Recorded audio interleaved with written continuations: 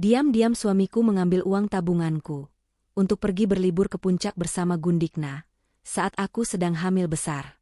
2 hari kemudian, dia pulang dengan wajah bahagia tanpa merasa bersalah sedikit pun. Suamiku pikir aku adalah istri yang bodoh dan lemah. Tapi saat dia masuk ke dalam dapur dan membuka kulkas untuk mengambil minum, seketika dia menjerit histeris ketakutan melihat apa yang ada di dalamnya. Sebelum ceritanya dimulai, silahkan tulis di kolom komentar dari daerah mana saja teman-teman yang menonton cerita ini. Jangan lupa like dan subscribe agar channel ini bisa semakin berkembang dan bisa mempersembahkan cerita yang lebih menarik lagi. Suara detak jam dinding di ruang tengah terdengar begitu nyaring di tengah keheningan malam yang mencekam. Olivia terbangun dari tidurnya dengan napas yang sedikit sesak. Usia kandungannya yang sudah memasuki 8 bulan membuat posisi tidur apapun terasa serba salah. Keringat dingin membasahi pelipisnya yang tertutup anak rambut di balik ciput yang ia kenakan saat tidur. Ia mencoba mengubah posisi tubuhnya perlahan agar tidak menimbulkan suara gaduh, namun gerakan itu terhenti seketika saat telinganya menangkap suara asing dari arah ruang kerja suaminya. Suara itu terdengar seperti bunyi logam yang beradu pelan, diikuti oleh bunyi gemeretak engsel yang kurang minyak. Olivia menahan napas. Ia menoleh ke sisi tempat tidur di sebelahnya. Kosong. Bantal tempat biasa Zaki meletakkan kepalanya tampak dingin dan tidak terusik, seolah suaminya itu memang belum tidur sejak tadi. Perasaan tidak enak mulai menjalar di dada Olivia, lebih menyakitkan daripada tendangan bayi dalam perutnya. Dengan langkah hati-hati dan menahan rasa nyeri di pinggang, Olivia turun dari tempat tidur. Ia berjalan tanpa alas kaki menuju pintu kamar yang sedikit terbuka. Cahaya lampu remang-remang dari ruang kerja menyelinap keluar, membentuk garis kuning di lantai kayu yang gelap. Olivia mengintip dari celah pintu yang tidak tertutup rapat itu. Jantungnya serasa berhenti berdetak saat melihat sosok Zaki sedang berlutut di depan brankas kecil yang tersembunyi di balik lemari buku. Brankas itu adalah tempat penyimpanan harta benda paling berharga bagi mereka.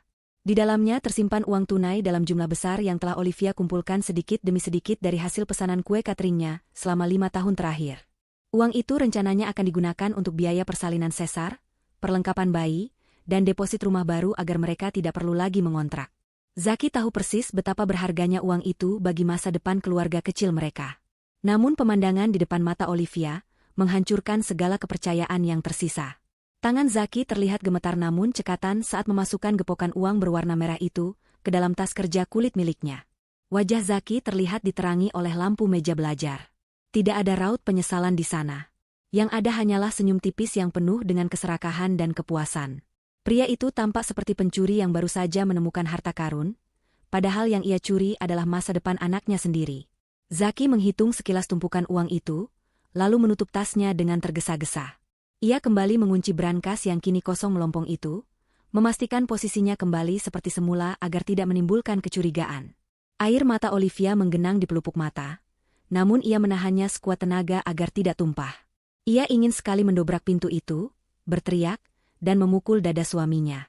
Ia ingin bertanya mengapa Zaki tega melakukan ini. Namun, akal sehat Olivia yang tajam menahannya. Jika ia melabrak Zaki sekarang, suaminya pasti akan mengelak atau bahkan bertindak kasar yang bisa membahayakan kandungannya.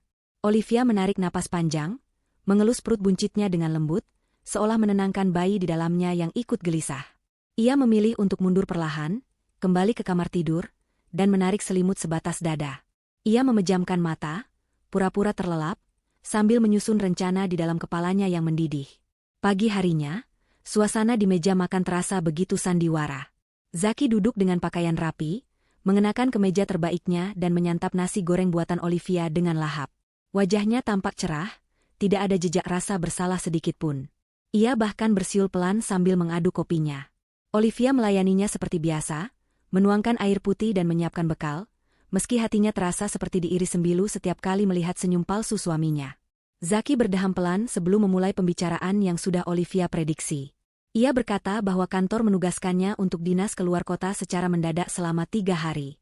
Alasannya klise, ada proyek besar yang harus ditangani di daerah, dan ia tidak bisa menolaknya karena ini menyangkut promosi jabatan. Olivia mendengarkan bualan itu dengan wajah tenang. Ia mengangguk pelan, berpura-pura percaya sepenuhnya pada setiap kata dusta yang keluar dari mulut laki-laki yang pernah ia cintai itu. Olivia tahu betul tidak ada dinas luar kota. Zaki bahkan sudah mengambil cuti tahunan diam-diam, informasi yang Olivia dapatkan dari rekan kerja Zaki yang tidak sengaja keceplosan seminggu lalu. Saat Zaki hendak beranjak pergi, Olivia menyerahkan sebuah kotak bekal berwarna biru tua. Ia berkata bahwa itu adalah camilan untuk di perjalanan agar Zaki tidak mengantuk menyetir. Zaki menerima kotak itu dengan senyum lebar, memuji betapa perhatiannya Olivia sebagai seorang istri. Ia mencium kening Olivia sekilas, ciuman yang terasa dingin dan hambar, lalu bergegas menuju mobil. Zaki tidak tahu bahwa di dalam kotak bekal itu, Olivia telah menyiapkan kue kering khusus. Kue itu berbentuk jari-jari manusia yang patah, lengkap dengan selai stroberi yang menyerupai darah di ujung-ujungnya. Itu adalah peringatan halus, sebuah humor gelap dari Olivia yang tidak disadari oleh Zaki. Zaki hanya mengira istrinya sedang bereksperimen dengan bentuk kue Halloween atau pesanan pelanggan yang unik. Mobil Zaki perlahan meninggalkan halaman rumah. Olivia berdiri di ambang pintu, menatap kendaraan itu hingga menghilang di tikungan jalan. Seketika itu juga, topeng istri penurut yang ia kenakan runtuh. Wajahnya berubah dingin dan datar. Tidak ada lagi senyum manis. Ia masuk ke dalam rumah, mengunci pintu dengan rapat, lalu mengambil ponselnya. Ia menekan sebuah nomor yang sudah ia simpan untuk situasi darurat seperti ini. Terdengar nada sambung beberapa kali sebelum suara berat seorang pria menjawab di ujung sana. Olivia berbicara dengan nada tegas dan tanpa keraguan. Ia memberitahu Pak Haryo bahwa umpan telah dimakan. Ia menjelaskan bahwa Zaki telah membawa pergi uang tunai yang ada di brankas, persis seperti yang mereka perkirakan. Olivia meminta Pak Haryo untuk segera menjalankan rencana selanjutnya tanpa kesalahan sedikitpun.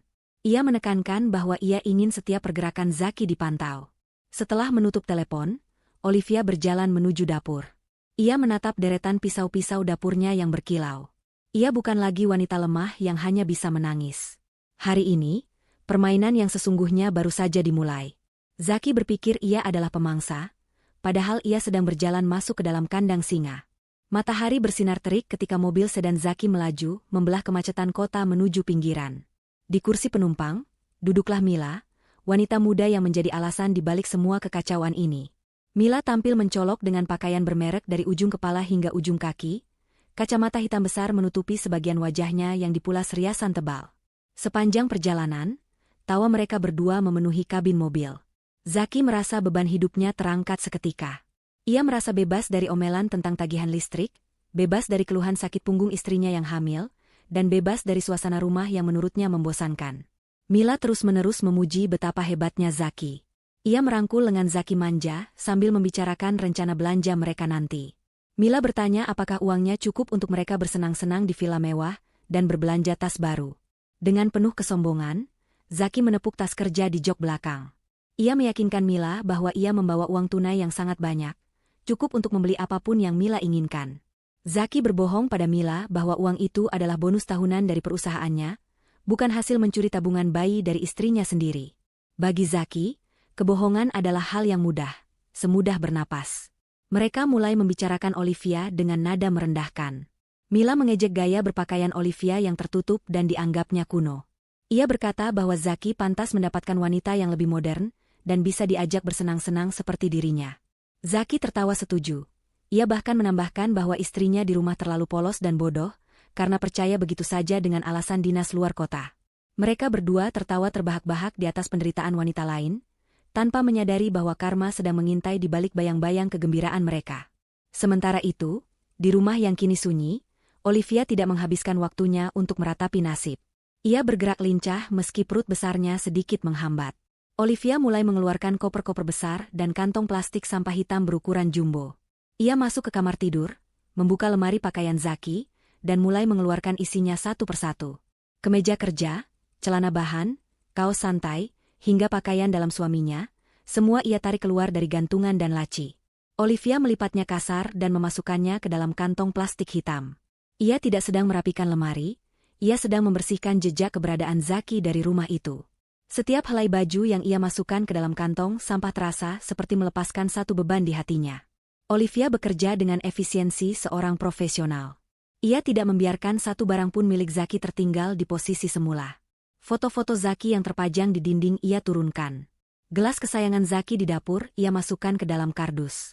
Olivia ingin memastikan bahwa ketika Zaki pulang nanti, rumah ini akan terasa asing baginya.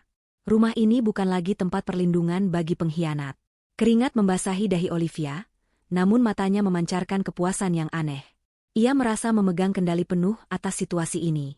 Kembali ke perjalanan Zaki dan Mila, mereka akhirnya tiba di kawasan puncak menjelang sore. Udara sejuk pegunungan menyambut mereka, kontras dengan panasnya kota yang mereka tinggalkan. Mobil Zaki berbelok memasuki halaman sebuah villa eksklusif yang sangat mewah. Bangunan villa itu bergaya minimalis modern dengan kaca-kaca besar yang menghadap langsung ke lembah hijau. Ini adalah tempat impian yang sudah lama ingin dikunjungi Mila, dan Zaki merasa bangga bisa mewujudkannya. Ia memarkir mobil dengan percaya diri, lalu menggandeng Mila masuk ke lobi resepsionis yang megah. Di meja resepsionis, seorang petugas pria dengan seragam rapi menyambut mereka dengan ramah. Zaki meminta kamar terbaik dengan pemandangan paling bagus. Setelah petugas menyebutkan harga sewa yang cukup fantastis untuk 3 malam, Zaki dengan gaya angkuh membuka tas kerjanya. Ia mengeluarkan beberapa gepok uang pecahan Rp100.000 dan meletakkannya di atas meja marmer. Ia berkata bahwa ia lebih suka membayar tunai agar tidak ribet. Mila menatap tumpukan uang itu dengan mata berbinar, membayangkan barang-barang yang bisa ia beli dengan sisanya. Petugas resepsionis itu mulai menghitung uang yang diserahkan Zaki. Namun, saat ia meneliti lembaran uang tersebut di bawah lampu meja, keningnya sedikit berkerut. Petugas itu adalah orang yang teliti dan sudah terlatih mendeteksi uang palsu. Uang yang dibawa Zaki memang asli, namun petugas itu melihat sesuatu yang ganjil. Di setiap lembar uang itu, terdapat cap stempel yang sangat kecil, nyaris tak kasat mata, di sudut kanan bawah. Cap itu bertuliskan kode khusus yang biasanya hanya ada pada uang yang sedang dalam pengawasan otoritas atau uang jebakan kepolisian. Petugas itu teringat pada memo internal yang pernah ia baca tentang kerja sama hotel dengan pihak berwajib untuk melaporkan transaksi tunai yang mencurigakan dengan ciri-ciri tertentu. Zaki yang sedang sibuk bercanda dengan Mila tidak menyadari perubahan ekspresi petugas tersebut. Ia terlalu sibuk dengan egonya sendiri. Petugas resepsionis itu, meskipun curiga, tetap mempertahankan profesionalismenya. Ia tersenyum sopan, menyelesaikan proses administrasi, dan menyerahkan kunci kamar kepada Zaki. Namun, begitu Zaki dan Mila melangkah pergi menuju kamar mereka sambil tertawa-tawa, petugas itu segera meraih telepon di bawah meja. Ia tidak menghubungi layanan kamar, melainkan menghubungi nomor kontak keamanan yang terhubung dengan pihak kepolisian setempat. Di dalam kamar villa yang mewah, Zaki melempar tubuhnya ke kasur empuk dengan perasaan menang. Ia merasa dunia ada di genggamannya. Ia punya uang, punya kekasih cantik, dan jauh dari istri yang membosankan. Ia tidak tahu bahwa setiap lembar uang yang ia gunakan untuk membayar kemewahan ini adalah paku yang akan menyegel peti matinya sendiri. Di rumah, Olivia baru saja selesai mengikat kantong plastik terakhir berisi barang-barang Zaki. Ia duduk di sofa, menyesap teh hangat, dan menatap ponselnya yang baru saja menerima pesan singkat dari seseorang. Pesan itu hanya berisi satu kalimat, target sudah terkonfirmasi di lokasi. Perangkap aktif. Olivia tersenyum, senyum yang dingin dan menakutkan, membayangkan apa yang akan terjadi selanjutnya pada suami tercintanya itu. Suasana pagi di villa mewah itu terasa begitu damai dan menenangkan, sangat kontras dengan badai yang sedang terbentuk di kehidupan Zaki. Sinar matahari pagi menembus kaca jendela besar, menghangatkan ruangan yang berpendingin udara itu. Zaki duduk di sofa kulit yang empuk sambil menikmati secangkir kopi panas, merasa seolah-olah dia adalah penguasa dunia. Di sampingnya, Mila sedang sibuk dengan ponsel pintarnya, melihat-lihat katalog daring tas-tas bermerek keluaran terbaru. Wanita itu merengek manja, meminta Zaki membelikannya sebuah tas tangan edisi terbatas yang harganya setara dengan gaji Zaki selama 2 bulan. Dengan penuh percaya diri, Zaki mengangguk menyetujui. Baginya, uang tunai yang ia bawa dari rumah dan limit kartu kreditnya sudah lebih dari cukup untuk memenuhi segala keinginan Mila. Zaki merasa tidak perlu lagi berhemat seperti saat ia bersama Olivia yang selalu cerewet soal tabungan masa depan.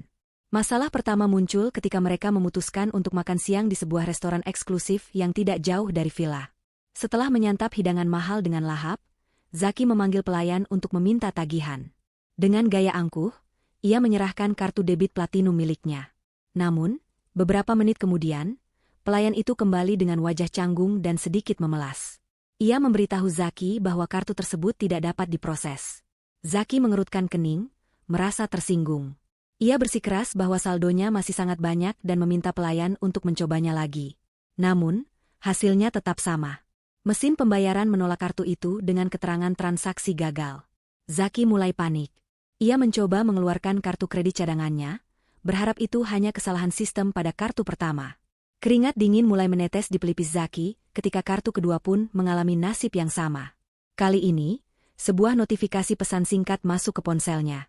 Pesan itu berasal dari pihak bank, memberitahukan bahwa seluruh rekening atas namanya telah dibekukan sementara karena adanya aktivitas mencurigakan dan pelaporan sengketa aset. Wajah Zaki memucat seketika. Ia tidak mengerti bagaimana ini bisa terjadi begitu cepat. Ia teringat pada Olivia di rumah, tapi segera menepis pikiran itu. Menurutnya, Olivia hanyalah wanita rumahan yang tidak paham urusan perbankan, apalagi sampai bisa memblokir rekeningnya. Zaki akhirnya terpaksa membayar tagihan restoran menggunakan sebagian uang tunai yang ia curi dari brankas, mengurangi jatah uang yang seharusnya mereka gunakan untuk bersenang-senang. Mila yang melihat kejadian itu langsung mengubah sikapnya. Senyum manis dan rengekan manja menghilang, berganti dengan tatapan sinis dan wajah masam. Sepanjang perjalanan kembali ke villa, Mila terus mengomel. Ia menuduh Zaki berbohong soal kekayaannya dan hanya ingin memanfaatkannya. Zaki berusaha menenangkan Mila dengan mengatakan bahwa ini hanya kesalahan teknis perbankan yang akan segera ia urus. Ia berjanji bahwa uang tunai di tas kerjanya masih sangat banyak untuk memanjakan Mila. Namun, suasana hati mereka sudah terlanjur rusak. Ketegangan mulai merayap di antara mereka, mengikis kemesraan palsu yang mereka bangun di atas penderitaan orang lain. Malam harinya, ketegangan itu berubah menjadi teror yang mencekam. Zaki dan Mila sedang duduk diam di ruang tengah villa, masing-masing sibuk dengan pikirannya sendiri. Tiba-tiba, ponsel Zaki bergetar panjang di atas meja kaca, memecah kesunyian malam. Sebuah pesan masuk dari nomor yang tidak dikenal. Tidak ada nama, hanya deretan angka acak. Zaki meraih ponselnya dengan malas, mengira itu hanya pesan spam atau tawaran pinjaman daring. Namun, ketika ia membuka pesan itu, matanya terbelalak lebar hingga nyaris keluar. Jantungnya berdegup kencang seolah ingin mendobrak rongga dadanya. Ponsel itu nyaris terlepas dari genggamannya yang tiba-tiba menjadi licin oleh keringat. Pesan itu berisi sebuah foto. Bukan foto biasa, melainkan foto dirinya dan Mila yang sedang duduk di sofa villa itu. Foto itu diambil dari sudut pandang atas, seolah-olah si pemotret sedang bersembunyi di balik ventilasi udara atau celah di langit-langit ruangan. Kualitas fotonya sangat jelas meski pencahayaan ruangan agak remang. Di foto itu terlihat punggung Zaki dan wajah Mila yang sedang cemberut. Yang membuat Zaki merinding ketakutan adalah fakta bahwa foto itu baru saja diambil beberapa detik yang lalu. Zaki sontak berdiri dan mendongak ke atas, menatap langit-langit dan ventilasi udara dengan tatapan horor. Ia merasa ada sepasang mata yang sedang mengawasi mereka dari kegelapan. Zaki berteriak pada Mila untuk diam, lalu ia berlari memeriksa setiap sudut ruangan. Ia membuka lemari, memeriksa kolong tempat tidur, bahkan berlari keluar ke balkon untuk melihat apakah ada orang di sana. Nihil. Tidak ada siapa-siapa. Villa itu sunyi senyap, hanya suara angin malam yang mendesing di antara pepohonan pinus.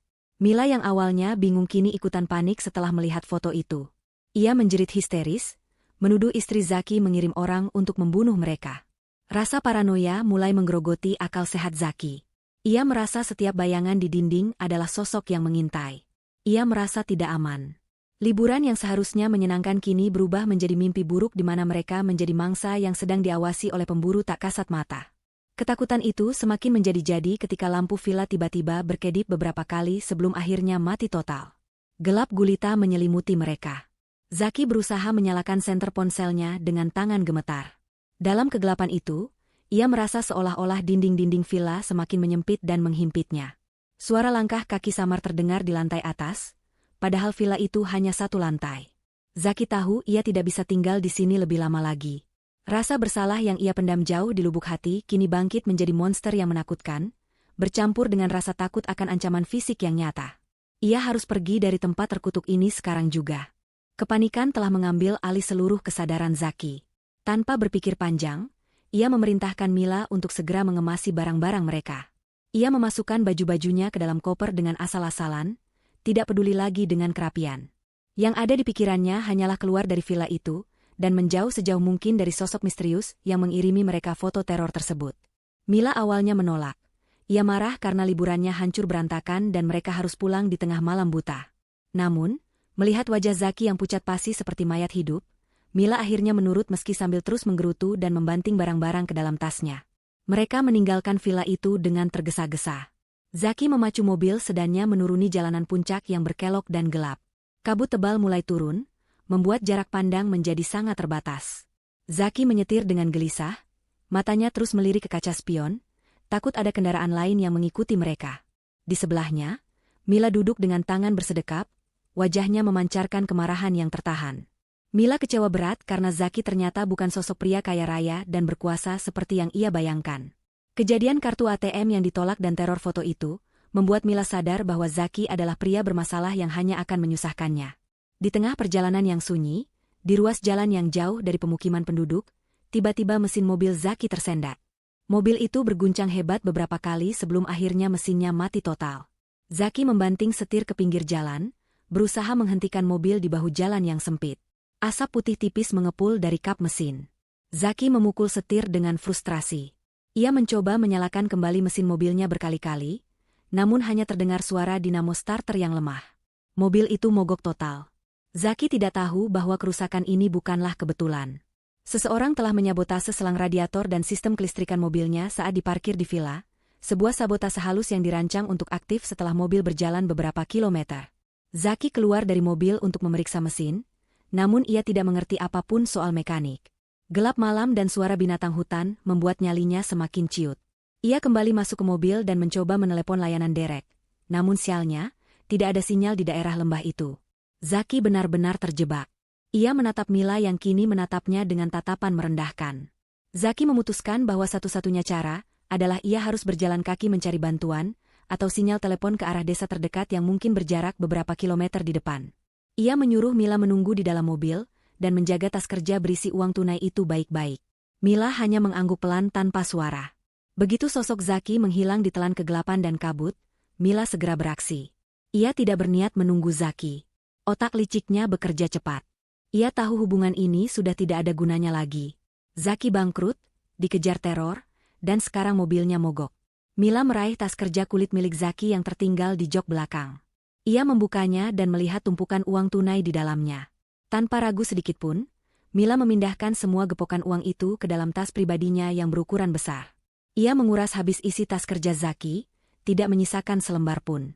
Bagi Mila, ini adalah bayaran atas waktu yang sudah ia buang bersama pria pengecut itu. Namun, pengkhianatan Mila tidak berhenti di situ. Ia teringat pada instruksi dari seseorang yang menghubunginya beberapa hari lalu. Seseorang yang menawarkan pelunasan hutang pinjaman uangnya jika ia melakukan satu hal kecil. Mila merogoh saku tasnya dan mengeluarkan sebuah bungkusan plastik kecil berisi serbuk putih dan beberapa butir pil berwarna-warni. Itu adalah paket obat terlarang. Dengan tangan cepat, Mila menyelipkan bungkusan haram itu jauh di bawah jok pengemudi, tempat di mana Zaki biasa duduk. Ia menekannya dalam-dalam agar tidak mudah terlihat namun mudah ditemukan jika ada pemeriksaan anjing pelacak. Mila tidak peduli apa yang akan terjadi pada Zaki nanti, yang penting baginya adalah menyelamatkan dirinya sendiri. Tak lama kemudian, sebuah truk pengangkut sayur melintas perlahan di jalanan menanjak itu. Mila segera keluar dari mobil dan melambaikan tangannya. Sopir truk itu berhenti, melihat seorang wanita cantik sendirian di tengah malam. Mila memasang wajah memelas, mengarang cerita bahwa ia bertengkar dengan pacarnya dan diturunkan di tengah jalan. Sopir truk yang iba mengizinkan Mila menumpang hingga ke kota. Mila naik ke truk itu tanpa menoleh lagi ke arah mobil sedan Zaki yang mogok. Ia pergi membawa uang curian itu, meninggalkan Zaki dengan jebakan yang jauh lebih berbahaya daripada sekadar kemiskinan.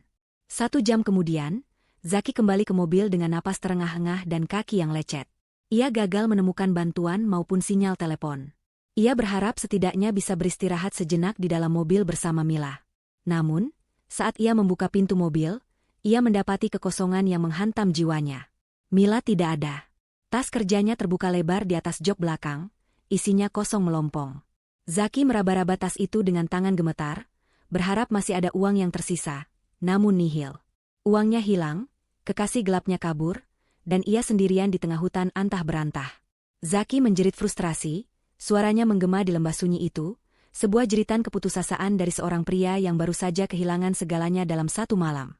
Ia belum menyadari bahwa di bawah tempat duduknya, ada tiket menuju penjara yang sudah menantinya.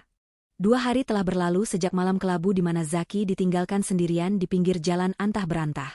Perjalanan pulang menuju rumahnya bagaikan neraka dunia yang harus ia lalui selangkah demi selangkah.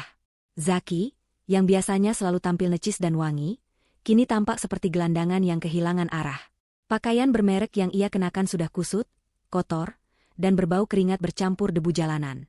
Wajahnya ditumbuhi rambut-rambut halus yang tidak terawat, matanya cekung dengan lingkaran hitam yang menggantung tebal di bawahnya, menandakan kurang tidur dan kelelahan mental yang luar biasa.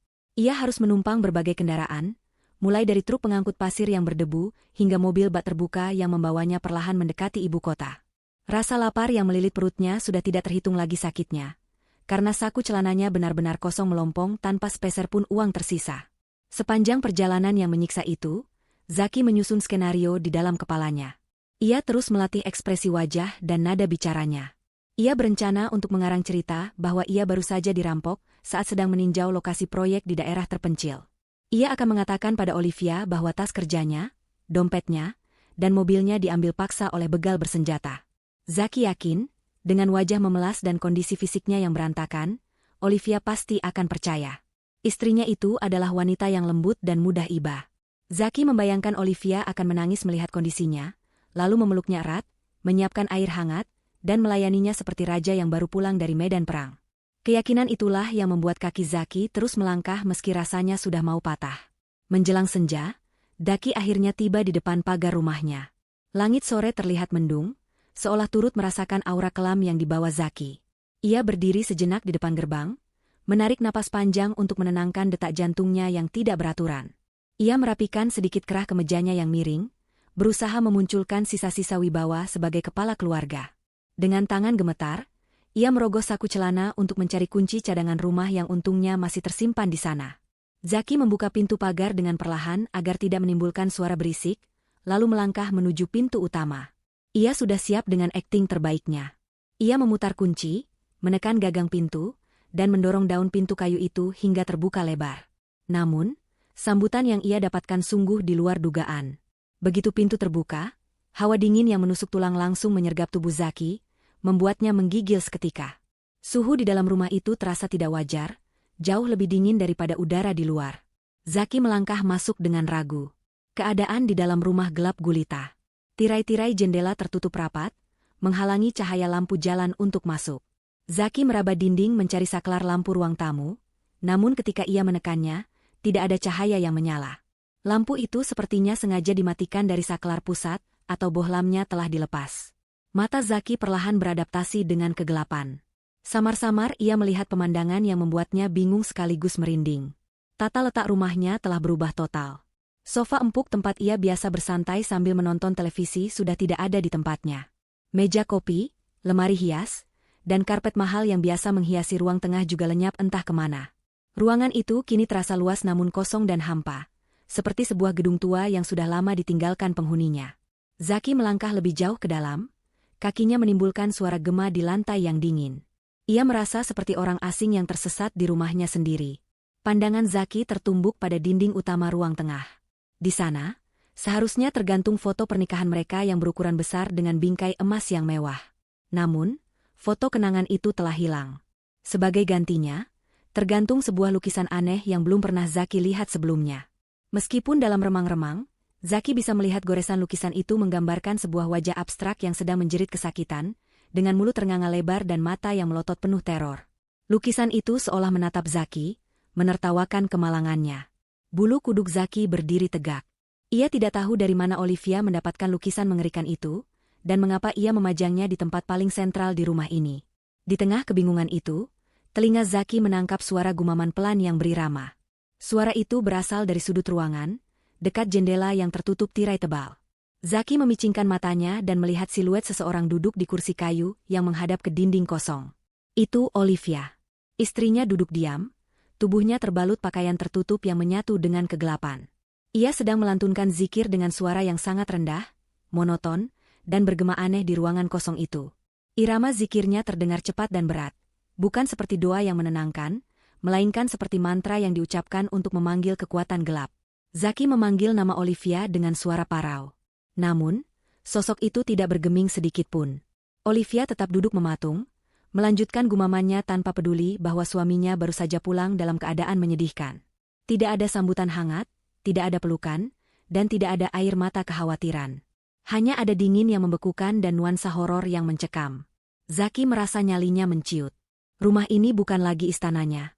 Rumah ini telah berubah menjadi panggung sandiwara yang dirancang khusus untuk menyambut kepulangannya. Sebuah panggung di mana ia bukan lagi sutradara, melainkan aktor yang terjebak dalam naskah orang lain.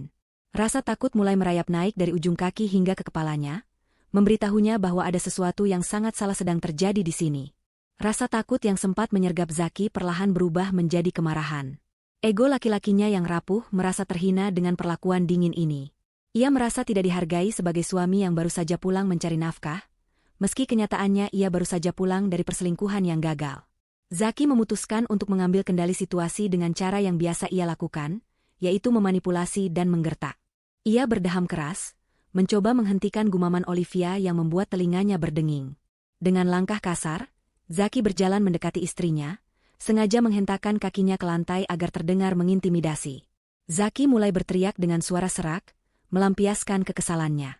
Ia bertanya dengan nada tinggi mengapa rumah dibiarkan gelap gulita seperti gua hantu. Ia memaki soal suhu ruangan yang seperti kutub utara dan perabotan yang hilang. Zaki berseru bahwa ia lelah bekerja keras membanting tulang demi keluarga, mengalami musibah perampokan di jalan, dan hampir mati kelaparan. Tetapi bukannya disambut dengan baik, ia malah disuguhi suasana yang membuatnya stres. Ia menuduh Olivia sebagai istri yang tidak tahu diuntung dan tidak punya perasaan. Zaki terus mengoceh, memuntahkan segala kebohongan dan amarahnya untuk menutupi rasa takut dan rasa bersalahnya sendiri.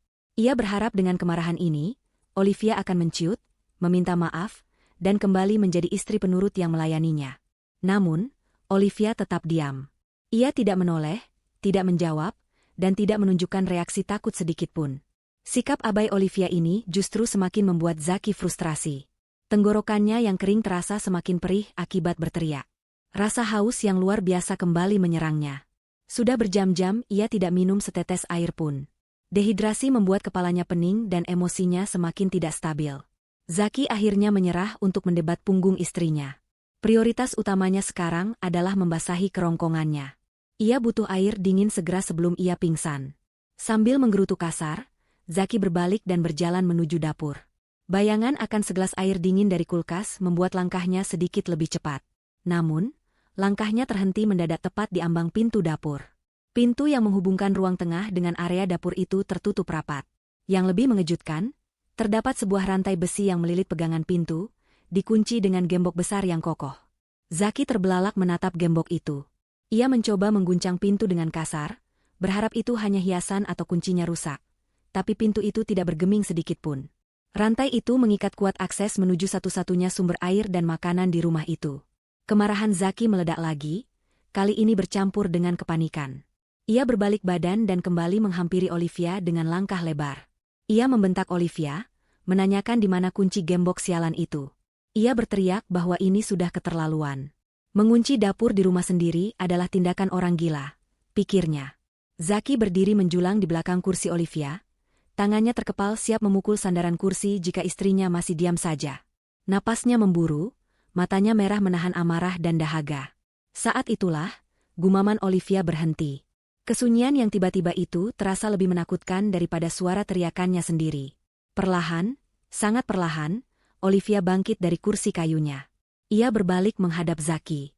Dalam kegelapan, wajah Olivia terlihat pucat namun tenang. Sangat kontras dengan wajah Zaki yang merah padam dan kotor. Ekspresi Olivia datar, tidak ada senyum, tidak ada kemarahan, hanya tatapan mata yang tajam dan menusuk, seolah mampu melihat menembus ke dalam jiwa Zaki yang busuk. Olivia mengangkat tangannya perlahan ke arah dada. Di sana, tergantung sebuah kunci kecil mengilap yang dikalungkan dengan tali. Kunci itu bergemerincing pelan saat bersentuhan dengan kancing bajunya. Zaki menatap kunci itu dengan tatapan lapar, seolah itu adalah benda paling berharga di dunia saat ini. Ia mengulurkan tangannya hendak merampas kunci itu, namun gerakan Olivia selanjutnya membuatnya terpaku.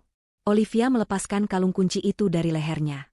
Ia memegang kunci itu sesaat, menatapnya dengan tatapan penuh arti, lalu dengan gerakan santai, ia melemparkan kunci itu ke lantai, tepat di dekat kaki Zaki yang berbalut sepatu kotor. Bunyi logam beradu dengan lantai keramik terdengar nyaring di ruangan yang sunyi itu. Zaki menunduk menatap kunci itu, lalu kembali menatap wajah istrinya. Olivia membuka mulutnya untuk pertama kali sejak Zaki pulang. Suaranya terdengar lembut, namun dingin dan penuh penekanan. Ia mempersilakan Zaki untuk mengambil minumnya. Kalimat selanjutnya yang keluar dari bibir Olivia, membuat darah Zaki membeku seketika. Olivia berkata bahwa Zaki pasti sangat haus setelah berteriak-teriak kegirangan di puncak. Ucapan itu sederhana, namun efeknya bagaikan sambaran petir di siang bolong bagi Zaki. Zaki terdiam kaku. Otaknya berusaha mencerna kata-kata itu. Puncak. Olivia menyebut kata puncak. Itu artinya Olivia tahu kemana ia pergi. Olivia tahu ia tidak dinas luar kota. Olivia tahu ia tidak dirampok. Olivia tahu segalanya. Kebohongan yang baru saja ia teriakkan runtuh seketika menjadi debu. Rasa superioritas Zaki lenyap, digantikan oleh rasa ngeri yang merayap cepat. Ia menyadari bahwa semua keganjilan ini, rumah yang gelap, dingin, perabotan yang hilang, pintu terkunci, bukanlah kebetulan. Ini adalah hukuman. Namun, rasa haus yang membakar tenggorokannya mengalahkan segalanya. Insting bertahan hidup tubuhnya berteriak lebih keras daripada logika ketakutannya. Zaki tidak peduli lagi apakah Olivia tahu atau tidak. Ia butuh minum sekarang juga. Dengan tangan gemetar dan harga diri yang hancur, Zaki membungkuk, berlutut di lantai, dan memungut kunci itu. Ia merasa hina, namun ia tidak punya pilihan. Ia menggenggam kunci itu erat-erat, lalu berbalik dan berjalan cepat menuju dapur, meninggalkan Olivia yang berdiri tegak di belakangnya, menatap punggung suaminya dengan tatapan seorang hakim yang baru saja mengetuk palu vonis mati. Zaki berdiri terpaku di depan pintu dapur yang terkunci, tangannya menggenggam kunci kecil yang baru saja dilemparkan Olivia. Logam dingin kunci itu terasa menusuk telapak tangannya yang berkeringat, seolah memberikan peringatan dini akan bahaya yang menanti di balik pintu kayu tersebut. Rasa haus yang mencekik tenggorokannya semakin menjadi-jadi, menciptakan sensasi perih dan kering yang menyiksa setiap kali ia mencoba menelan ludah. Dehidrasi yang dialaminya bukan hanya sekadar fisik, tetapi juga mental. Ia haus akan rasa aman, haus akan kendali yang selama ini ia banggakan namun kini terlepas begitu saja dari genggamannya.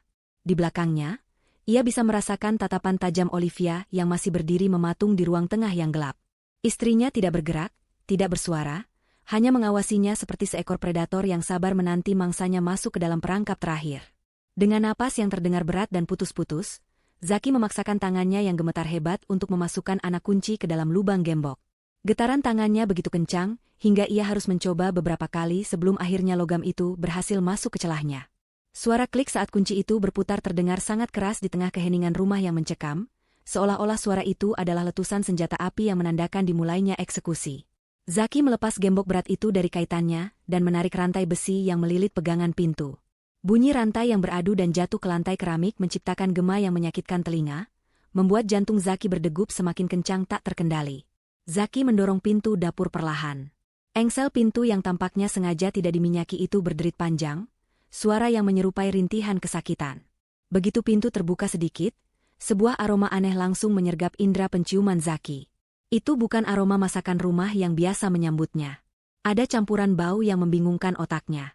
Di satu sisi, tercium aroma manis yang sangat kuat dan pekat, seperti bau vanila, gula bakar, dan coklat yang dimasak terlalu lama. Namun, di balik aroma manis yang memikat itu, tersembunyi bau lain yang lebih tajam dan mengganggu, bau anyir logam yang khas, seperti bau karat basah atau darah segar yang baru tumpah. Kombinasi kedua aroma yang bertolak belakang itu, membuat perut Zaki yang kosong terasa mual seketika. Ia melangkah masuk ke dalam dapur. Ruangan itu sama gelapnya dengan ruang tengah, hanya diterangi oleh cahaya remang-remang dari lampu jalan di luar yang menembus celah ventilasi. Dapur yang biasanya hangat dan penuh dengan peralatan masak yang tertata rapi kini terasa asing. Segala perabotan tampak bersih mengilap, terlalu bersih, seolah-olah baru saja disterilkan. Tidak ada piring kotor di wastafel, tidak ada sisa bahan makanan di meja persiapan. Semuanya kosong, licin, dan dingin. Satu-satunya benda yang mengeluarkan suara adalah lemari pendingin dua pintu berukuran besar yang berdiri kokoh di sudut ruangan. Suara dengungan mesin kompresor kulkas itu terdengar lebih keras dari biasanya, mengisi kekosongan ruangan dengan irama monoton yang hipnotis. Zaki berjalan terseok-seok mendekati kulkas besar itu. Di dalam kepalanya, ia hanya memikirkan botol air dingin yang pasti tersimpan di sana. Bayangan air es yang mengalir membasahi kerongkongannya menjadi satu-satunya motivasi yang membuat kakinya tetap bergerak meski instingnya berteriak untuk lari. Namun, semakin dekat ia melangkah, semakin kuat bau anyir itu tercium, seolah-olah sumber bau itu berasal dari dalam lemari pendingin tersebut. Zaki mencoba menepis pikiran buruknya. Ia meyakinkan dirinya bahwa mungkin Olivia lupa membersihkan ikan atau daging mentah yang ia beli di pasar. Ia tidak ingin memikirkan skenario lain yang lebih mengerikan, karena kapasitas mentalnya sudah berada di ambang batas kehancuran. Ketika jaraknya tinggal satu langkah lagi dari kulkas, langkah Zaki terhenti mendadak. Matanya tertuju pada pintu lemari pendingin yang berwarna perak metalik itu. Biasanya, pintu kulkas mereka penuh dengan tempelan magnet lucu, catatan belanja, dan resep masakan. Namun kini, semua itu telah hilang. Pintu kulkas itu bersih polos, kecuali satu benda yang ditempel tepat setinggi pandangan mata Zaki. Itu adalah selembar foto hasil USG bayi mereka yang diambil bulan lalu. Foto hitam putih yang menunjukkan janin mungil yang sedang tumbuh, anak laki-laki yang dulu pernah Zaki banggakan di depan teman-temannya sebagai penerus nama keluarga. Namun, foto itu kini telah dinodai. Seseorang, yang pastinya adalah Olivia, telah mencoret wajah janin di foto itu dengan spidol permanen berwarna merah darah. Coretan itu membentuk tanda silang besar dan kasar, seolah-olah meniadakan eksistensi nyawa yang ada di dalamnya. Di bawah foto yang rusak itu, terdapat secari kertas putih yang direkatkan dengan selotip. Tulisan tangan di atas kertas itu terlihat rapi namun bergetar, seakan ditulis dengan penekanan emosi yang mendalam. Zaki menyipitkan mata untuk membaca tulisan itu dalam keremangan. Tulisan itu berbunyi singkat namun menusuk tulang. Hadiah perpisahan. Buka aku, ayah. Kata, ayah, di akhir kalimat itu terasa seperti tamparan keras di wajah Zaki. Kata itu mengingatkannya pada peran yang telah ia hianati demi kesenangan sesaat. Kata itu mengingatkannya pada uang tabungan persalinan yang ia curi, uang yang seharusnya menjamin keselamatan anak yang fotonya kini dicoret silang itu. Rasa bersalah yang sempat tertutup oleh ego dan kemarahan kini menyeruak kembali, bercampur aduk dengan rasa takut yang semakin intens. Zaki merasa kakinya lemas, lututnya goyah. Ia ingin berbalik dan lari, meninggalkan rumah ini, meninggalkan Olivia, dan melupakan semua dosa-dosanya. Tapi kemana ia harus lari? Di luar sana ia tidak punya apa-apa. Ia buronan polisi, ia bangkrut, dan ia sendirian. Di sini, setidaknya ada air. Tangan Zaki terangkat perlahan menuju gagang pintu kulkas. Jarinya gemetar hebat, seolah-olah ia sedang menjulurkan tangan ke dalam mulut buaya. Keringat dingin mengucur deras dari dahinya, membasahi kerah kemejanya yang sudah kotor. Napasnya memburu cepat, menimbulkan uap tipis di udara dapur yang dingin. Ia memegang gagang pintu yang terasa membeku di kulitnya. Sensasi dingin logam itu menjalar ke lengan, mengirimkan sinyal bahaya ke otak. Otaknya berteriak, jangan buka. Namun rasa haus dan rasa penasaran yang morbid memaksanya untuk tetap bertahan. Dalam detik-detik yang terasa seperti berjam-jam itu, Zaki membayangkan apa yang mungkin ada di dalam sana. Apakah hanya makanan basi? Apakah bangkai hewan? Atau sekadar botol air kosong sebagai ejekan terakhir Olivia? Imajinasi liar Zaki mulai bermain-main dengan ketakutannya sendiri.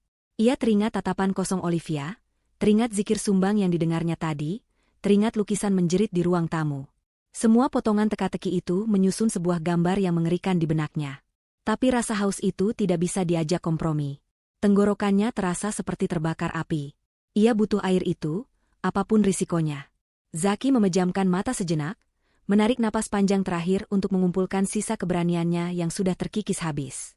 Ia mencengkeram gagang pintu itu lebih erat, mengabaikan getaran di tangannya. Dengan hentakan napas yang tertahan, ia menarik pintu kulkas itu sekuat tenaga.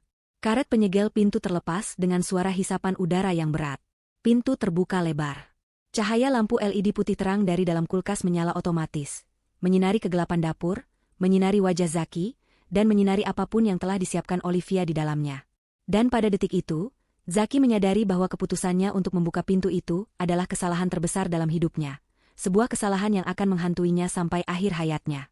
Cahaya putih menyilaukan yang memancar dari dalam lemari pendingin, seolah membakar retina mata Zaki yang sudah terbiasa dengan kegelapan.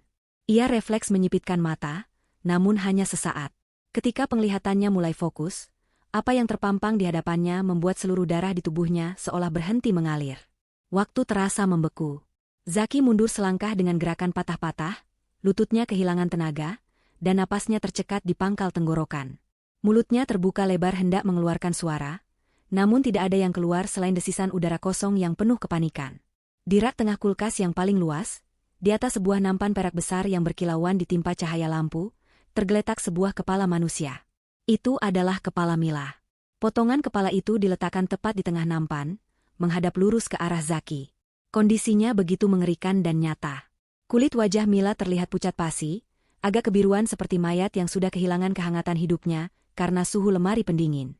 Pori-pori kulitnya terlihat jelas, begitu pula dengan tekstur bibirnya yang pecah-pecah dan kaku.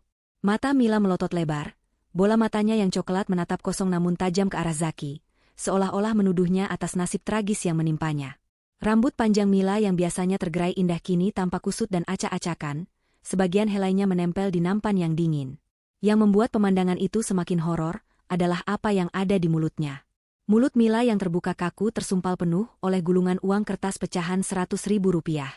Uang itu tampak basah, lecek, dan sebagian menyembul keluar dari sela-sela bibirnya yang biru, seolah-olah ia dipaksa menelan keserakahan itu sampai mati. Zaki mengenali uang itu. Itu adalah uang yang ia curi dari brankas, uang yang sama yang dibawa kabur oleh Mila.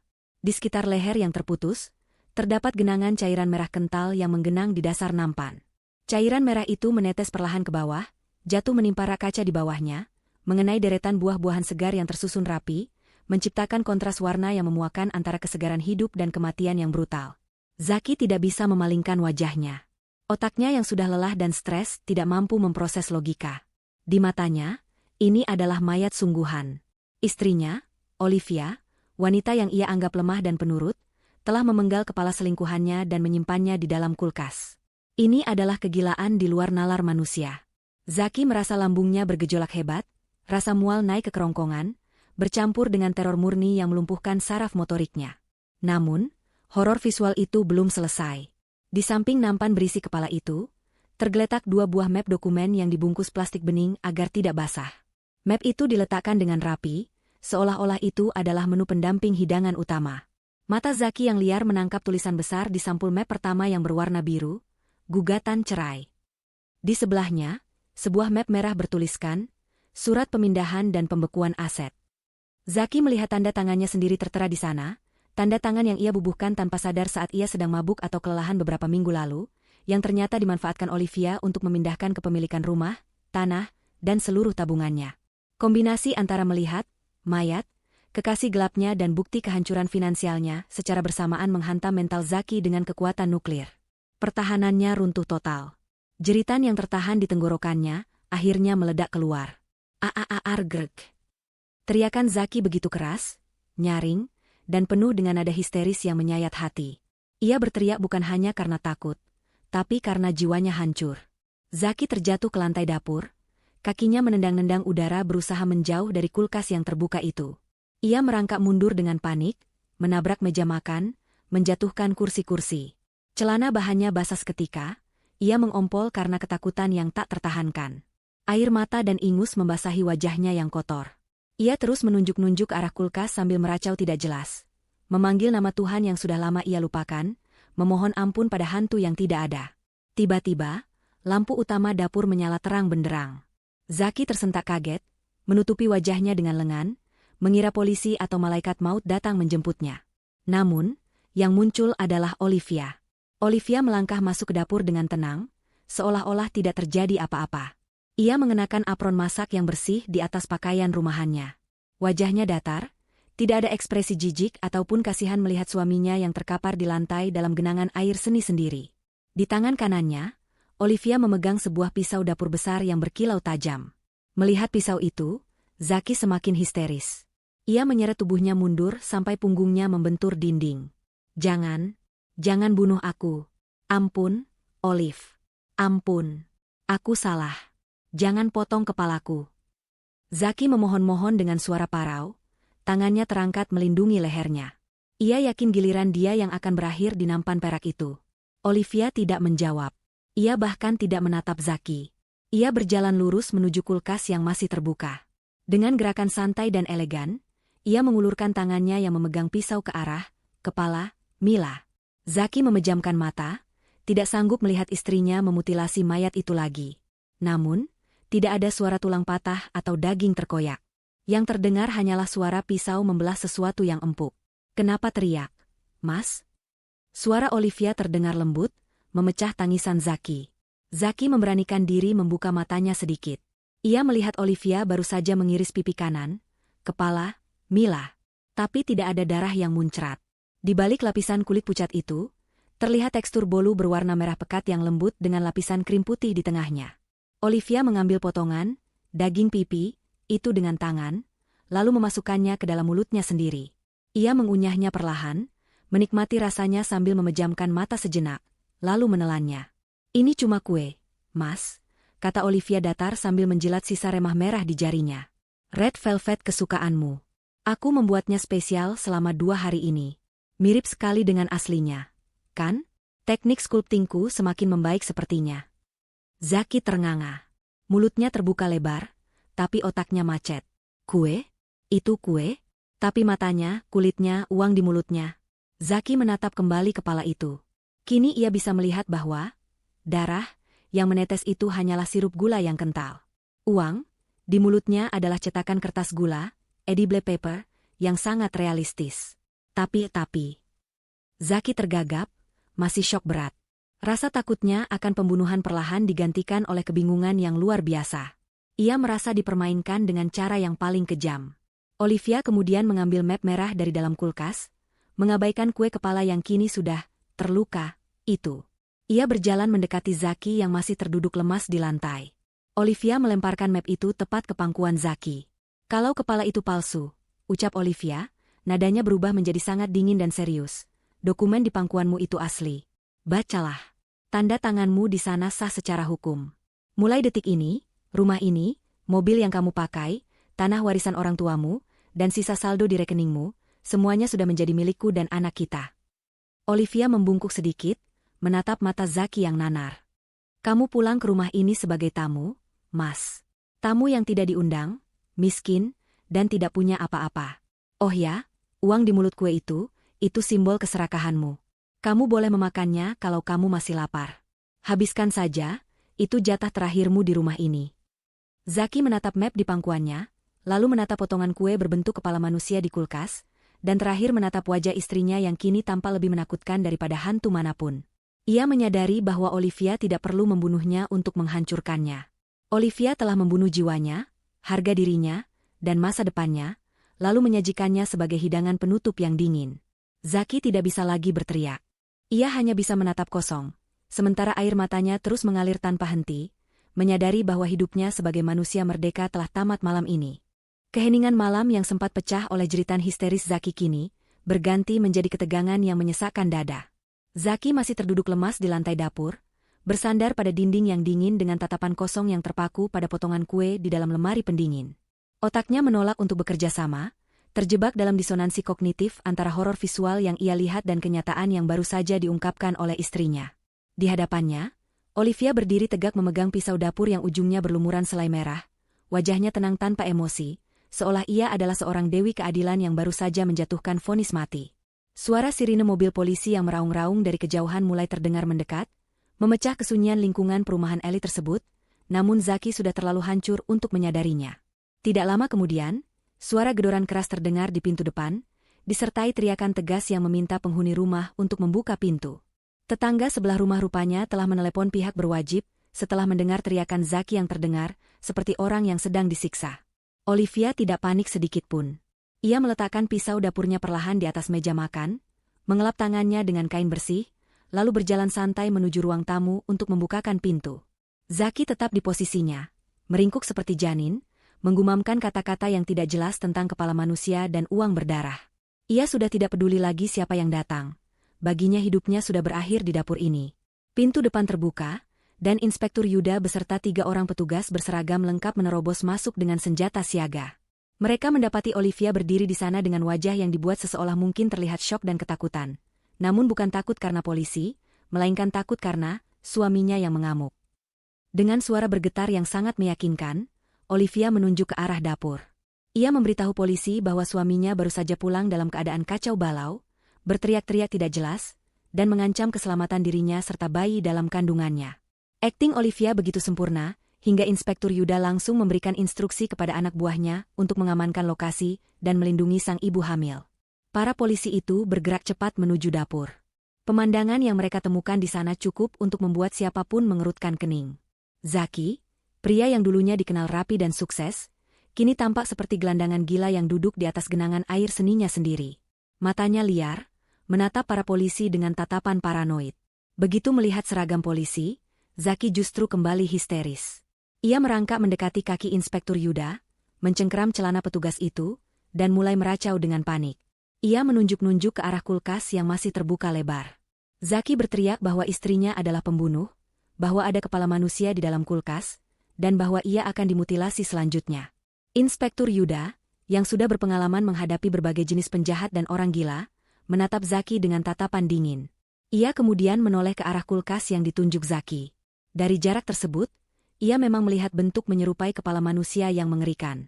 Dengan waspada, Inspektur Yuda mendekati lemari pendingin itu, tangannya tetap berada di dekat sarung pistolnya.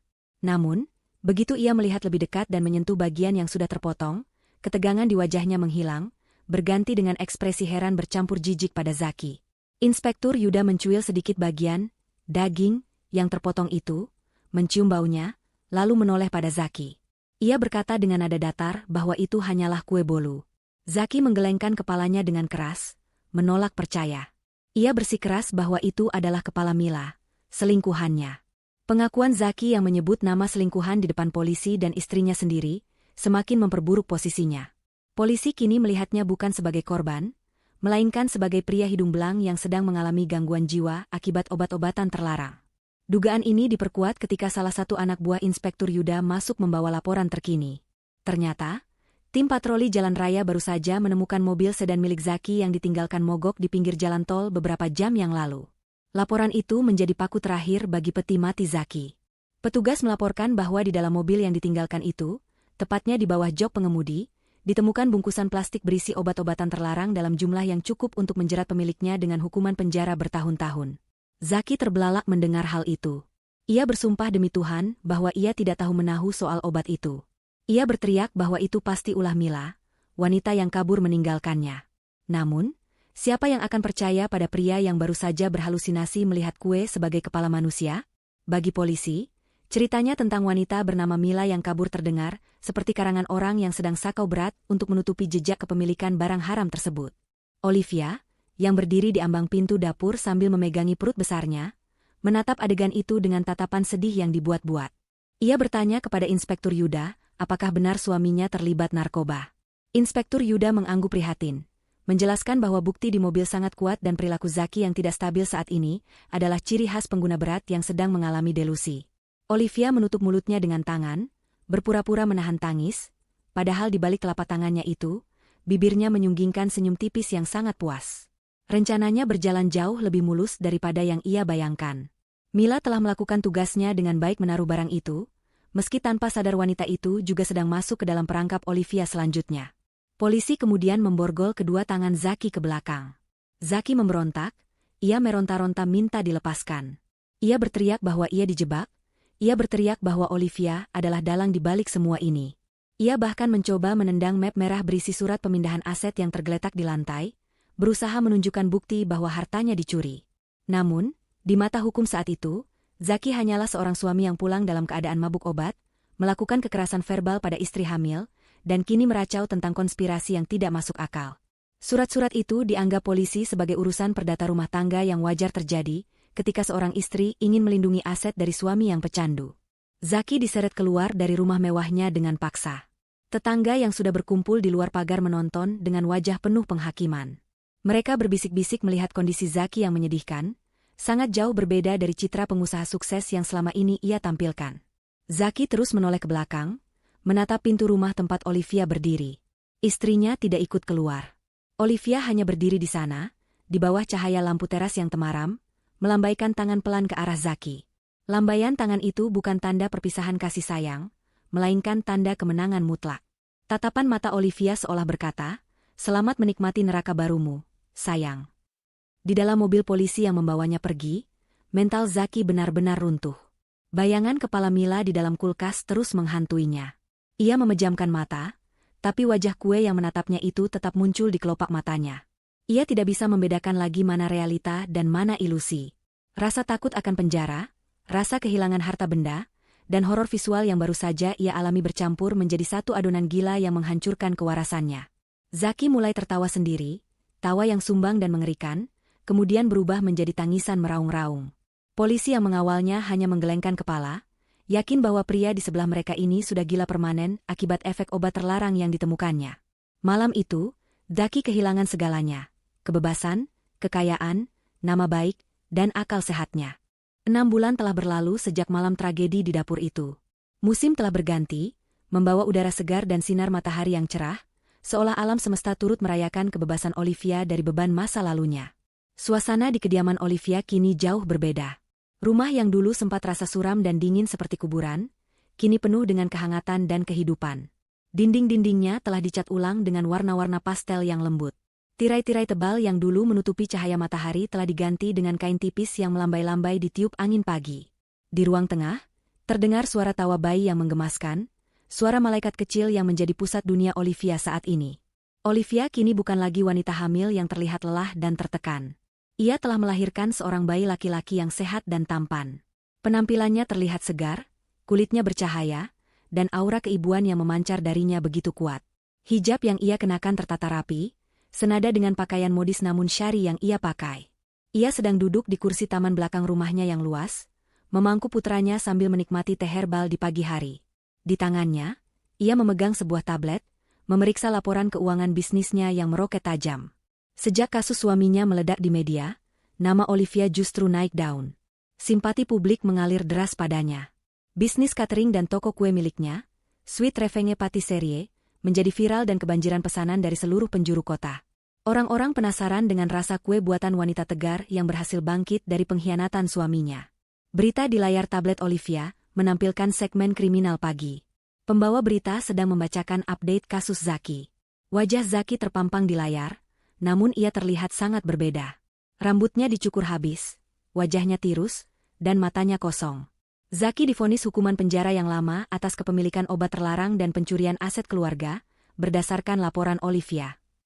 Namun, karena kondisi mentalnya yang tidak stabil, ia kini ditempatkan di bangsal rehabilitasi mental rumah sakit jiwa milik pemerintah yang dijaga ketat. Laporan menyebutkan bahwa Zaki menderita trauma spesifik yang aneh. Ia akan berteriak histeris dan mengalami serangan panik setiap kali melihat makanan berbentuk bulat, terutama kue. Ia menolak makan apapun selain bubur cair, karena ketakutan bahwa makanan padat itu adalah potongan tubuh manusia. Zaki hidup dalam penjara pikirannya sendiri, dihantui oleh bayangan kepala kue yang diciptakan Olivia selamanya. Olivia tersenyum tipis melihat berita itu. Tidak ada rasa kasihan di hatinya, hanya rasa lega bahwa keadilan telah ditegakkan dengan caranya sendiri. Ia mematikan layar tablet, lalu mencium pipi gembil anaknya. Ayahmu sedang liburan panjang, Nak, di tempat yang sangat pantas untuknya, bisik Olivia lembut pada bayinya. Ia kemudian bangkit dan berjalan menuju dapur produksi yang terletak di bangunan terpisah di samping rumah utamanya. Dapur itu adalah jantung dari kesuksesan bisnisnya sekarang. Puluhan karyawan berseragam putih bersih tampak sibuk bekerja, mengaduk adonan, menghias kue, dan mengemas pesanan. Aroma vanila, kayu manis, dan coklat leleh memenuhi udara, menciptakan suasana surga bagi para pecinta makanan manis. Olivia berjalan melewati barisan pastry chef yang menyapanya dengan hormat. Ia memeriksa kualitas setiap kue dengan teliti, memastikan standar kesempurnaan tetap terjaga. Langkah Olivia terhenti di bagian belakang dapur, tepat di area pencucian piring yang kotor dan basah. Di sana, seorang wanita dengan pakaian lusuh, apron karet yang kotor, dan rambut yang diikat asal-asalan sedang membungkuk menyikat panci besar yang penuh kerak gosong. Wanita itu bekerja dengan kasar. Tangannya yang dulu halus dan rajin merawat kuku kini tampak merah, kasar, dan pecah-pecah akibat terkena sabun cuci piring yang keras setiap hari. Wajahnya terlihat lelah dan tua sebelum waktunya, dengan lingkaran hitam di bawah mata yang menandakan kurang istirahat. Wanita itu adalah Mila. Mila merasakan kehadiran seseorang di belakangnya. Ia menoleh perlahan, dan ketakutan langsung terpancar dari matanya begitu melihat Olivia berdiri di sana. Mila segera menunduk kembali, menggosok panci itu lebih kuat, takut ditegur. Nasib Mila tidak kalah tragis dari Zaki, meski ia tidak dipenjara. Setelah kabur membawa uang, jebakan, Zaki, Mila sempat merasa menang. Namun, kebahagiaannya hanya bertahan 24 jam.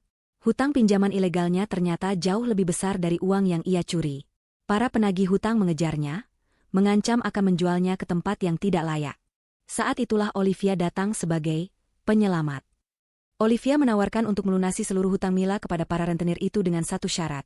Mila harus bekerja untuk Olivia seumur hidupnya untuk mengganti uang tersebut, atau Olivia akan menyerahkan bukti rekaman CCTV yang entah bagaimana ia dapatkan saat Mila menaruh obat terlarang di mobil Zaki kepada polisi. Mila terjebak. Ia tidak punya pilihan lain selain menerima tawaran itu. Kini, ia adalah budak modern di kerajaan kue Olivia. Gajinya dipotong habis setiap bulan untuk membayar cicilan hutang yang sepertinya tidak akan pernah lunas. Sementara ia harus melihat mantan istri dari selingkuhannya hidup bahagia dan kaya raya. Olivia melangkah mendekati Mila. Suara sepatu hak tingginya berbunyi tak-tak-tak di lantai ubin, membuat bahu Mila menegang. Olivia meletakkan sebuah piring kecil di samping tempat cuci piring. Di atas piring itu terdapat sepotong kue red velvet yang cantik, sisa potongan uji coba hari itu. Warnanya merah menyala, mengingatkan mereka berdua pada kejadian malam itu. Istirahatlah sebentar, Mila, kata Olivia dengan nada yang terdengar ramah namun penuh intimidasi. Makanlah kuenya. Sayang kalau dibuang. Rasanya enak loh, mirip sekali dengan kue yang aku sajikan untuk Zaki waktu itu. Kamu masih ingat kan? Mila gemetar hebat. Ia menatap kue itu dengan rasa mual. Ia tahu persis kue apa itu. Ia tahu Zaki menjadi gila karena kue jenis ini. Namun, ia tidak berani menolak perintah majikannya. Dengan tangan yang basah oleh air sabun dan gemetar, Mila mengambil kue itu. Ia memakannya perlahan sambil menahan air mata yang hendak tumpah. Rasanya manis di lidah, namun terasa pahit dan getir di kerongkongannya, seolah ia sedang menelan harga dirinya sendiri. Olivia menatap Mila yang sedang makan dengan tatapan puas. Habiskan, ya. Setelah itu, lantai gudang harus dipel sampai mengkilap. Jangan sampai ada debu sedikit pun. Ingat, polisi masih sangat tertarik mencari siapa wanita yang menaruh obat di mobil suamiku. Kita tidak mau mereka main ke sini, kan? Ancaman halus itu membuat Mila mengangguk cepat sambil menelan kuenya susah payah. Olivia menepuk bahu Mila pelan, seolah memberikan semangat pada sahabat lama, lalu berbalik pergi meninggalkan area kotor itu. Ia berjalan kembali menuju cahaya terang di depan toko, disambut oleh senyum para pelanggan dan tawa bayinya. Cerita berakhir dengan pemandangan kontras yang sempurna.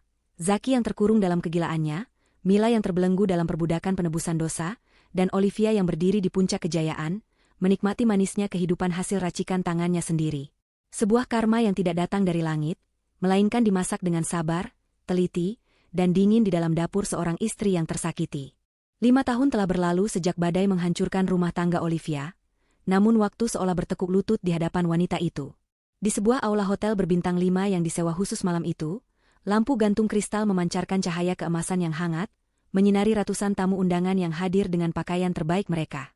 Ini adalah malam perayaan ulang tahun kelima putra Olivia, sekaligus perayaan pencapaian besar bisnis catering dan toko kuenya yang kini telah membuka cabang ke-10 di seluruh penjuru negeri. Olivia berdiri di tengah ruangan, mengenakan gaun panjang santun berwarna merah marun yang elegan, senada dengan warna khas jenama bisnisnya. Wajahnya terlihat jauh lebih muda dan bersinar dibandingkan 5 tahun lalu. Tidak ada lagi jejak air mata atau penderitaan di sana, yang ada hanyalah aura kekuasaan dan kepercayaan diri yang begitu kuat, hingga membuat orang-orang di sekitarnya merasa segan. Di sudut ruangan, dekat meja prasmanan yang menyajikan hidangan penutup, seorang wanita kurus dengan seragam pelayan tertutup sedang sibuk menata piring-piring kotor ke dalam troli. Wanita itu adalah Mila. 5 tahun bekerja di bawah tekanan psikologis yang konstan, telah mengubahnya menjadi sosok yang nyaris tak dikenali. Rambutnya yang dulu indah kini tipis, dan selalu disembunyikan di balik topi seragam yang ketat. Kulit wajahnya kusam, garis-garis kelelahan terukir dalam di sekitar mata dan mulutnya. Mila bekerja dengan gerakan mekanis seperti robot, matanya selalu menunduk, takut bertatapan dengan siapapun. Ia telah kehilangan jiwanya. Hutang-hutangnya memang telah lunas secara teknis setahun yang lalu, namun Olivia memiliki cara lain untuk mengikatnya. Ancaman mengenai bukti keterlibatannya dalam kasus obat terlarang Zaki masih tersimpan rapi di brankas Olivia, menjadi rantai tak kasat mata yang menjerat leher Mila seumur hidup. Saat momen pemotongan kue tiba, lampu ruangan diredupkan. Sebuah kue ulang tahun raksasa setinggi 5 tingkat didorong masuk ke tengah ruangan. Kue itu adalah mahakarya seni pastry, dihias dengan tema pahlawan super kesukaan putra Olivia. Namun, bagi Mila yang mendorong troli kue tersebut, benda itu adalah monumen teror. Setiap kali ia melihat pisau membelah kue bolu yang lembut, tubuhnya akan bergetar hebat. Ingatan tentang malam di dapur itu tidak pernah hilang dari kepalanya. Ia bisa merasakan tatapan Olivia yang mengawasinya dari kejauhan, memastikan ia melakukan tugasnya dengan sempurna tanpa kesalahan sedikitpun. Mila tahu, satu kesalahan kecil bisa berakibat fatal bagi sisa hidupnya yang sudah menyedihkan ini. Setelah pesta usai dan para tamu pulang membawa bingkisan mewah, Olivia tidak langsung beristirahat.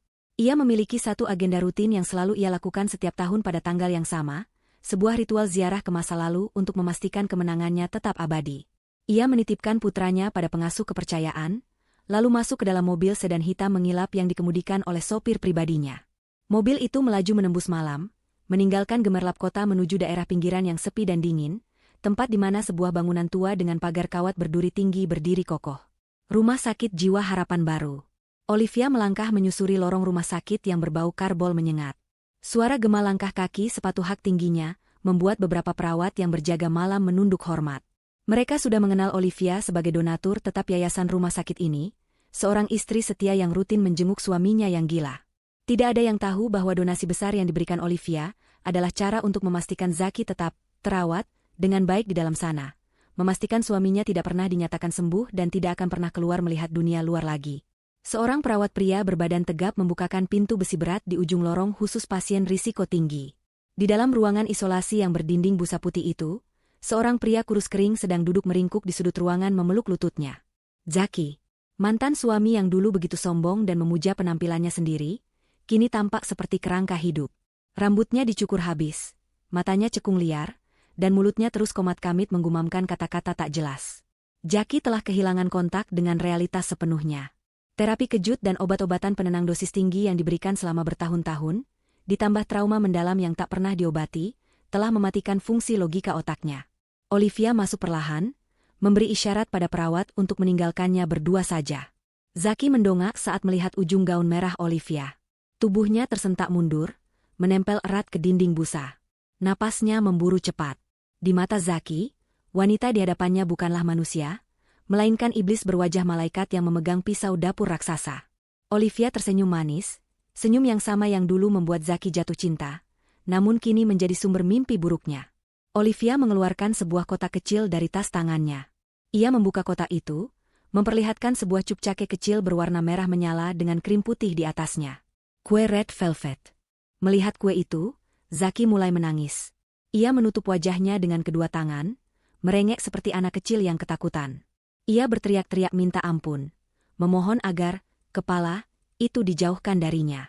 Zaki berhalusinasi bahwa cup cake kecil itu adalah potongan bola mata manusia yang sedang menatapnya. Olivia berjongkok di hadapan Zaki, meletakkan kue itu di lantai, tepat di depan kaki suaminya. Ia berbisik pelan, suaranya mendesis lembut seperti ular. Olivia berkata bahwa ini adalah kue ulang tahun anak mereka. Ia menyuruh Zaki memakannya untuk merayakan keberhasilan anaknya yang kini tumbuh pintar dan sehat, tidak seperti ayahnya yang menyedihkan. Zaki menggeleng kuat, air liur menetes dari mulutnya. Ia menendang kue itu hingga hancur berantakan di lantai. Krim putih dan remah merah menyebar seperti darah dan otak yang berceceran. Zaki menjerit histeris melihat kehancuran kue itu, seolah ia baru saja membunuh seseorang. Olivia berdiri kembali, menatap jijik pada pemandangan di bawahnya. Ia merasa sangat puas. Hukuman penjara mungkin hanya mengurung badan, tetapi hukuman yang ia berikan mengurung jiwa Zaki dalam ketakutan abadi yang berulang setiap detiknya. Zaki hidup dalam neraka yang ia ciptakan sendiri, dipicu oleh trauma yang ditanam Olivia. Sebelum pergi, Olivia mencondongkan tubuhnya ke telinga Zaki. Ia membisikkan satu kalimat terakhir yang selalu ia ucapkan setiap kali berkunjung, kalimat yang menjadi mantra pengikat kegilaan Zaki. Olivia berkata bahwa Zaki sebenarnya tidak gila. Zaki melihat hal yang nyata malam itu, namun tidak ada satu orang pun di dunia ini yang akan mempercayainya. Kalimat itu adalah siksaan psikologis terberat. Olivia memberi validasi atas ingatan Zaki hanya untuk menghancurkan harapannya, menegaskan bahwa kebenaran itu milik Olivia, dan Zaki hanyalah penonton yang tidak berdaya. Zaki meraung semakin keras saat pintu besi itu tertutup kembali, meninggalkan dirinya sendirian dalam kegelapan bersama remah-remah kue yang ia anggap sebagai potongan tubuh. Olivia berjalan keluar dari rumah sakit jiwa itu dengan langkah ringan. Udara malam terasa segar di kulitnya. Ia kembali ke mobil dan memerintahkan sopirnya untuk pulang. Di rumah mewahnya yang hangat, ia masuk ke kamar putranya yang sedang tertidur pulas.